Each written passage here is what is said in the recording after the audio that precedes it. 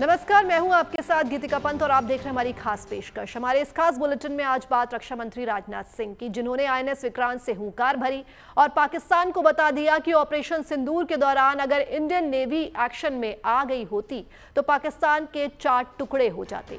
रक्षा मंत्री देश के बाहुबली युद्धपोत पर नौसैनिकों से मिले, उनकी तारीफ की और दुनिया को यह भी बता दिया कि कैसे इंडियन नेवी के पश्चिमी बेड़े ने ऑपरेशन सिंदूर के दौरान खामोश रहकर पाकिस्तान की नकेल कसी।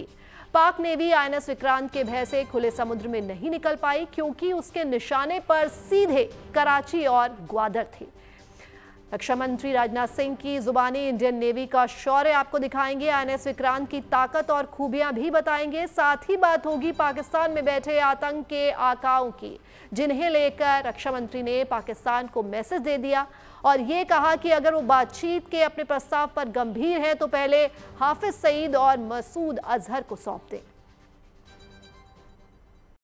और चलिए शुरुआत करते हैं आईएनएस विक्रांत से, जहां रक्षा मंत्री राजनाथ सिंह पहुंचे, अधिकारियों और नौसैनिकों से मिले, उनकी तारीफ की और पाकिस्तान को ललकारते हुए कहा कि अगर ऑपरेशन सिंदूर के दौरान इंडियन नेवी एक्शन में होती तो 1971 की तरह इस बार भी पाकिस्तान के टुकड़े टुकड़े हो जाते। 2 नहीं बल्कि 4 टुकड़े। अभी तो विक्रांत ने वार्म अप करना ही शुरू किया था कि पाकिस्तान घुटनों पर आ गया, शांति की गुहार लगाने लगा। रक्षा मंत्री ने साफ कह दिया कि अभी सीज फायर है, पर पाकिस्तान ने अगर फिर हिमाकत की तो अगली बार नेवी एक्शन में होगी और हो सकता है एयरफोर्स नहीं बल्कि अगुवाई आईएनएस विक्रांत करे। देखिए रिपोर्ट।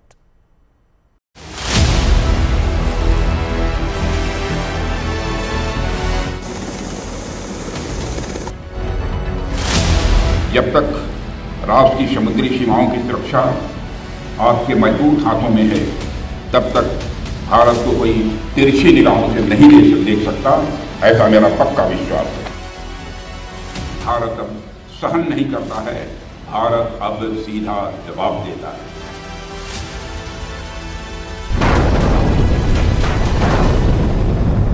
जब तक राष्ट्र की समुद्री सीमाओं की सुरक्षा आपके मजबूत हाथों में है, तब तक भारत को कोई तिरछी निगाहों से नहीं देख सकता, ऐसा मेरा पक्का विश्वास है। वैसे भी विक्रांत का अर्थ होता है अदम्य साहस और अपराजेय शक्ति।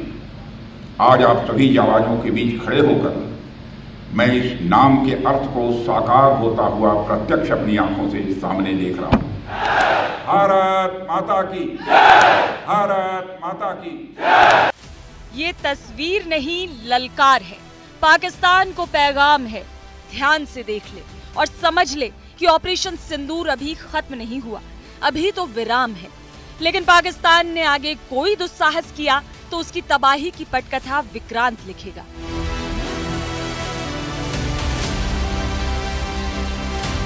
रक्षा मंत्री भारत की शान आईएनएस विक्रांत पर सवार दिखे, नौसेना के अधिकारियों से हाथ मिलाया, जवानों के साथ बातचीत की, तो मौजूदा माहौल में ये पाकिस्तान के लिए सिर्फ तस्वीर भर नहीं है बल्कि सीधा संदेश है। और संदेश ये है कि इस बार जो प्रहार होगा मुमकिन है उसकी अगुवाई विक्रांत करे, और इसका परिणाम पाकिस्तान अच्छी तरह जानता है। आईएनएस विक्रांत पर रक्षा मंत्री की मौजूदगी पाकिस्तान की सेना और सरकार को बेचैन करने के लिए काफी है। शहबाज शरीफ के लिए मैसेज लाउड एंड क्लियर है। आईएनएस विक्रांत के डेक पर जहां रक्षा मंत्री खड़े हैं, उनके ठीक पीछे MiG-29 खड़े हैं। दुनिया के सबसे ताकतवर युद्ध बेड़े में शुमार विक्रांत, और उस पर दमदार मिसाइलों की तैनाती, यानी पाक की हिमाकत का जवाब देने के लिए भारत हर वक्त समंदर में तैयार है। ये इंडियन नेवी के पश्चिमी बेड़े और विक्रांत का ही दम है जिसने पाकिस्तान को थर्रा दिया।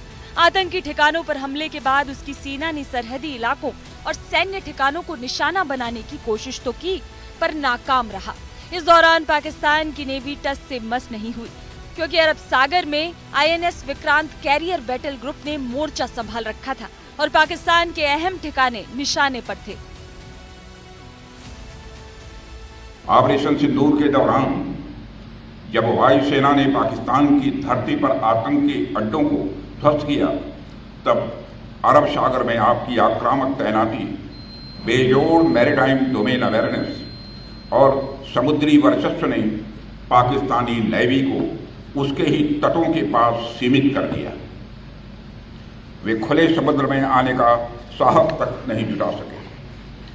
साथियों, समुद्र में तैनात हमारे वेस्टर्न फ्लीट शिप्स ने आतंकवादी हमले के 96 आवर्स के भीतर वेस्टर्न और ईस्टर्न कोस्ट पर सरफेस टू सरफेस और सरफेस टू एयर मिसाइल्स और टारपीडो से कई सफल फायरिंग की, जो हमारी प्लेटफॉर्म, सिस्टम और चालक दल की कम्बैट रेडीनेस को दिखाता है।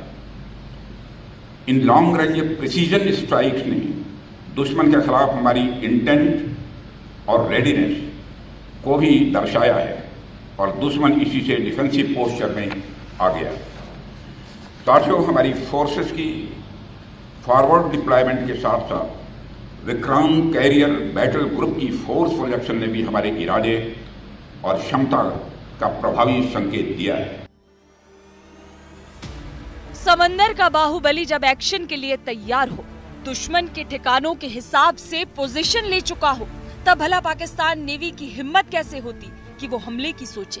बेबस पाकिस्तानी नेवी ने कदम खींच लिए और इस तरह खुद को बचा लिया। पाकिस्तान के लिए आपकी तैयारी मात्र ही बहुत थी, आपको तो एक्शन की जरूरत ही नहीं पड़ी।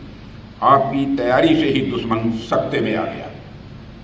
पाकिस्तान ने इंडियन नेवी की प्रचंड शक्ति, उनकी सैन्य सूझबूझ और विध्वंसक क्षमताओं को न सिर्फ महसूस किया, बल्कि वे उससे भयभीत भी हुए। यह कहना कोई अतिशयोक्ति नहीं होगी कि आपकी मौजूदगी ने दुश्मन की गति को शुरू होने से पहले ही रोक देने में कामयाबी हासिल की। मैं भारतीय नौसेना के प्रत्येक अधिकारी, भारतीय नौसेना के प्रत्येक जवान और उससे जुड़े हुए हर सिविलियन को भी हृदय से बधाई देता हूं। INS Vikrant carrier battle group के एक्शन से पहले ही पाकिस्तान क्यों डर गया, इसे भी समझ लीजिए। असल में पाकिस्तान 1971 की जंग में कराची की तबाही नहीं भूला। उसे इंडियन नेवी का ऑपरेशन ट्राइडेंट और ऑपरेशन पाइथन अच्छी तरह याद है। ऑपरेशन ट्राइडेंट में कराची बंदरगाह तबाह हो गया था। पाकिस्तान की समुद्री ताकत पूरी तरह ध्वस्त हो गई थी और उसके बाद ऑपरेशन पाइथन ने ढाका को डुबो दिया था।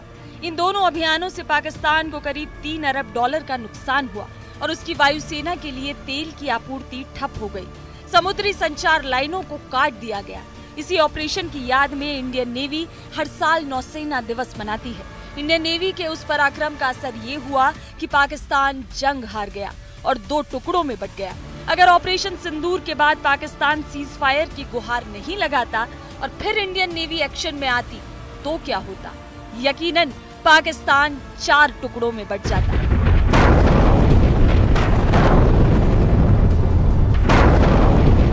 पाकिस्तान को पता है, जब भारतीय नौसेना पूरे जोश के साथ, पूरे जोर के साथ जब चलती है तो उसका अंजाम क्या होता है।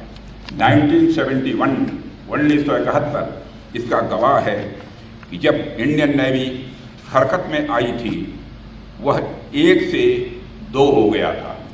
मैं पाकिस्तान की बात कर रहा हूँ। जब हमारी इंडियन नेवी हरकत में आई थी तो पाकिस्तान 1 से 2 हो गया था।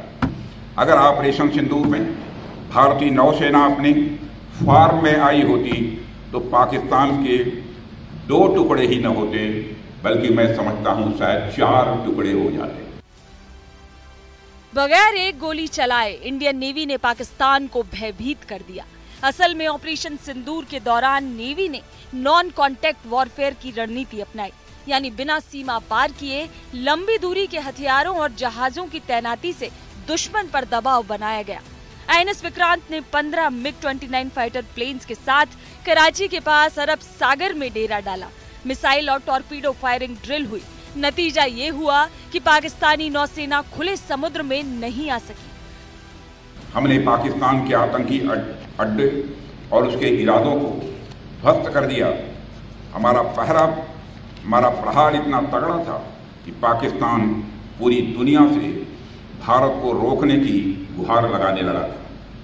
अंत में हमने अपनी शर्तों पर, और मैं फिर दोहरा रहा हूं, हमने अपनी कंडीशंस पर और अपने मिलिट्री एक्शंस को रोका है।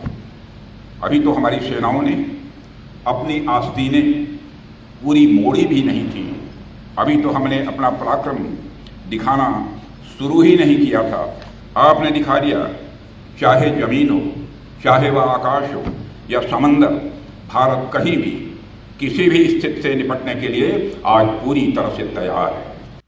ऑपरेशन सिंदूर में भले ही इंडियन नेवी एक्शन में शामिल नहीं हुई, लेकिन उसने एयरफोर्स और सेना से जबरदस्त कोऑर्डिनेशन बनाया। समुद्र में मोर्चा संभालकर दुश्मन पर ऐसा दबाव बनाया कि उसके हौसले पस्त हो गए।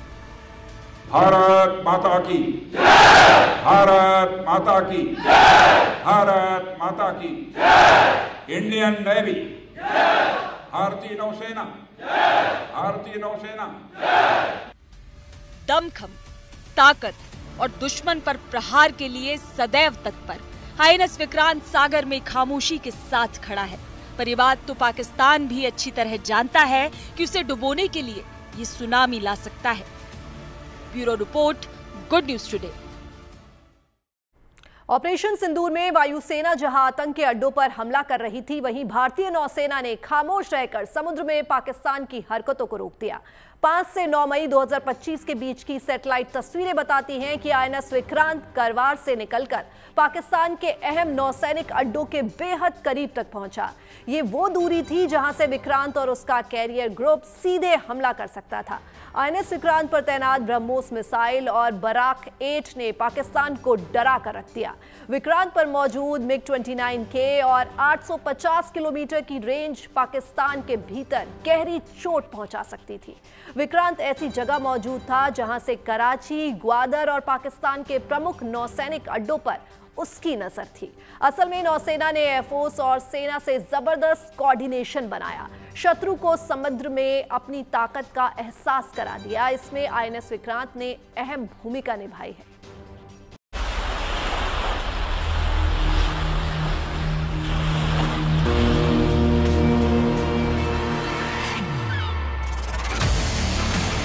विक्रांत का अर्थ होता है अदम्य साहस और अपराधी शक्ति।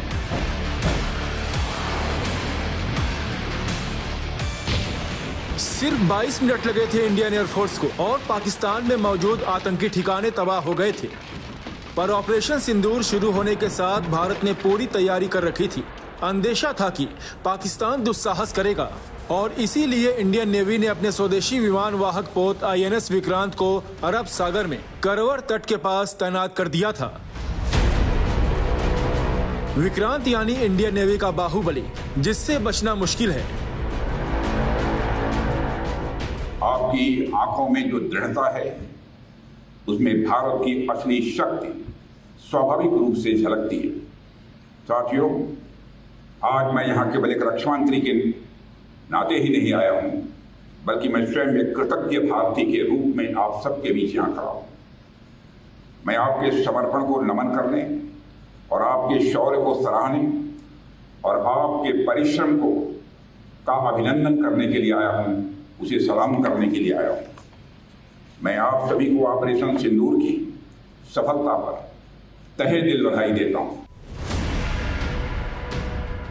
आईएनएस विक्रांत का डिस्प्लेसमेंट 45,000 टन है।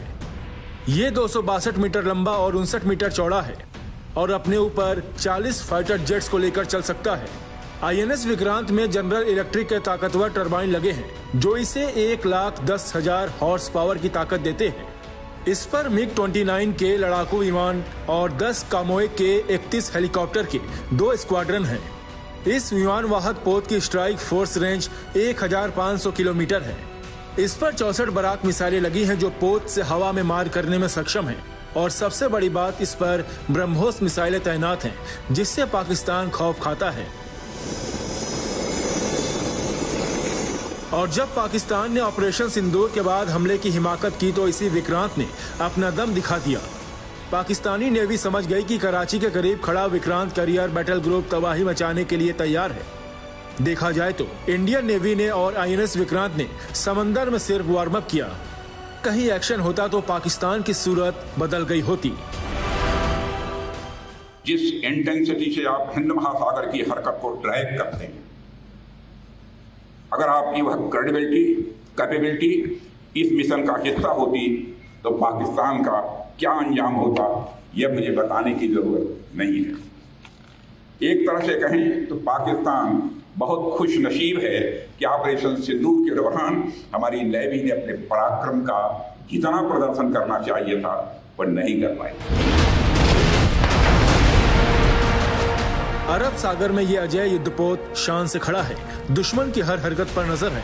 रक्षा मंत्री ने साफ कर दिया है कि पाकिस्तान ने हिमाकत की तो इस बार ऑपरेशन में नेवी भी शामिल होगी और फिर अंजाम जो होगा पाकिस्तानी सेना भली भांति जानती है।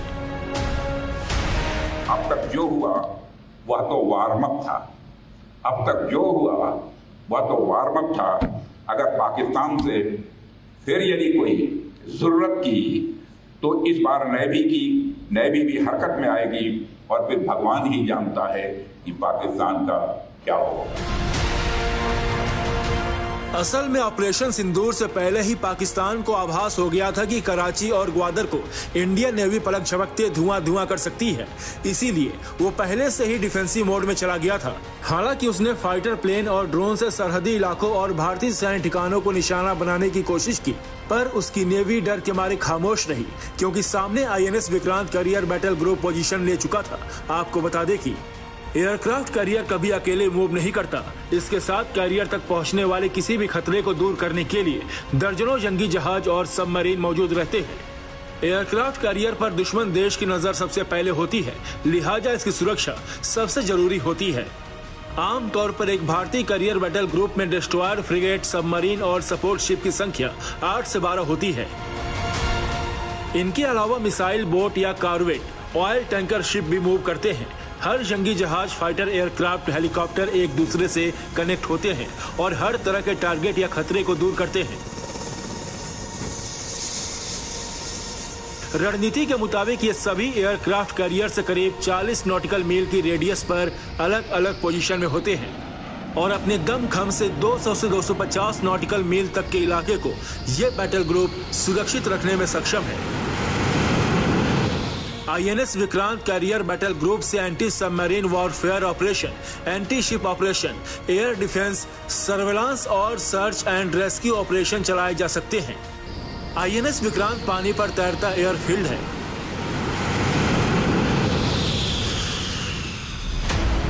और इसमें दुश्मन के मिसाइल से बचने के लिए 4 क्लोज इन वेपन सिस्टम है। विक्रांत में एडवांस मिसाइल फायरिंग सिस्टम है। ये 32 बराक 8 मिसाइलों और 16 ब्रह्मोस मिसाइलों से भी लैस है। इसका हाईटेक रडार और मिसाइल डिफेंस सिस्टम इसे समुद्र में एक अभेद्य किला बनाता है। ऐसी ताकत के साथ INS विक्रांत ने जब अरब सागर में मोर्चा संभाला तो लाजमी था कि पाकिस्तान की सांस अटक गई और वो सीज फायर के लिए गुहार लगाने लगा।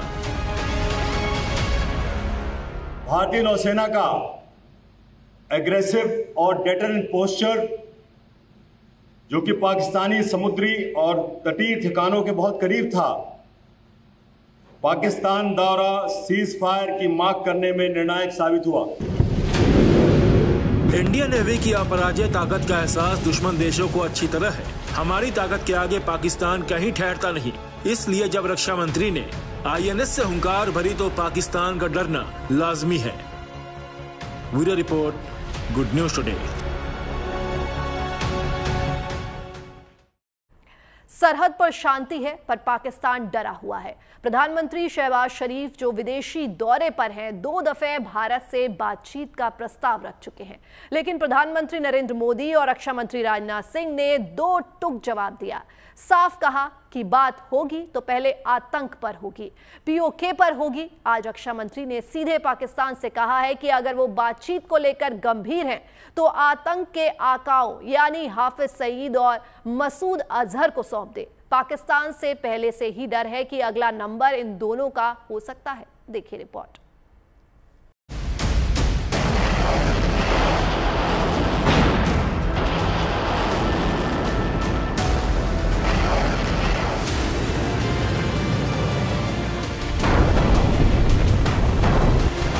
प्रहार पाकिस्तान को बहुत भारी पड़ा है। एक बात वो अच्छी तरह समझ गया है कि भारत अब सहने वाला नहीं है, बल्कि हिमाकत हुई तो ज्यादा बड़ी चोट पड़ेगी। प्रधानमंत्री मोदी समझा चुके हैं कि पाकिस्तान अपनी रोटी खाए, नहीं तो गोली तैयार है।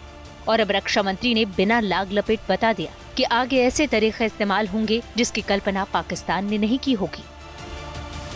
हम आतंकवाद के खिलाफ हर उस तरीके का इस्तेमाल करेंगे जो पाकिस्तान सोच सकता है, मगर हम उन तरीकों का भी इस्तेमाल करेंगे जो पाकिस्तान कभी सोच भी नहीं सकता। आतंकवाद पर भारत का रुख सख्त है और एक बात तय है कि पाकिस्तान को इसकी कीमत चुकानी होगी। लेकिन पाकिस्तान को फिलहाल ये डर सता रहा है कि क्या भारत हाफिज सईद और मसूद अजहर को लेकर कोई प्लान बना रहा है। क्या अब भारत के टारगेट पर ये दोनों मोस्ट वांटेड हैं? पाकिस्तान के इस डर को रक्षा मंत्री राजनाथ सिंह ने और बढ़ा दिया है। पाकिस्तान के हक में यही बात होगी कि वह अपनी जमीन पर चल रही आतंकवाद की नर्सरी को अपने हाथों से उखाड़ देंगे। आतंक के आकाओं को भारत उनकी करने की सजा देना चाहता है। पाकिस्तान ने दशकों से उन्हें पनाह दे रखी है, पर कब तक? ऑपरेशन सिंदूर से पहले भी हाफिज सईद की मौत के दावे वाली खबरें आई। उसके कई करीबी ढेर हो गए। ऑपरेशन सिंदूर में मसूद अजहर के कई रिश्तेदार मारे गए। तो क्या अब अगला नंबर हाफिज और मसूद का है? पाकिस्तान जानता है कि हाफिज सईद और मसूद अजहर के मारे जाने का डर सच साबित हो सकता है, इसलिए इन दोनों को अंडरग्राउंड कर दिया है। अब उसकी आवाज सुनाई नहीं देती। बताओ, तैयार हो? यकीन दिलाते हो इंशाअल्लाह? ये जंग जारी है मोदी, इंशाअल्लाह हम ये जंग लड़ेंगे और इंशाअल्लाह ये जंग हम कश्मीर में भी जीतेंगे। ये जंग इंशाअल्लाह हैदराबाद दक्कन में भी जीतेंगे। ये हर जगह जीतेंगे। हाफिज भी अंडरग्राउंड है और मसूद भी, लेकिन भारत ने ऐलान कर दिया है कि वो आतंक के आकाओं को बिल से निकाल कर मारेगा। पाकिस्तान में भी ये चर्चा है कि भारत आतंकियों को खत्म करने के लिए कोई और तरीका अपना सकता है। रक्षा मंत्री ने भी साफ कर दिया है कि सबसे पहले आतंक और पीओके पर बात होगी। पाकिस्तान की ओर से बार बार बातचीत की पेशकश की जा रही है। कल ही पाकिस्तान के प्रधानमंत्री ने फिर यह बात दोहराई है, मगर भारत ने साफ कह रखा है कि बात होगी तो आतंकवाद पर होगी, बात होगी तो पाक ऑक्युपाइड कश्मीर पर होगी।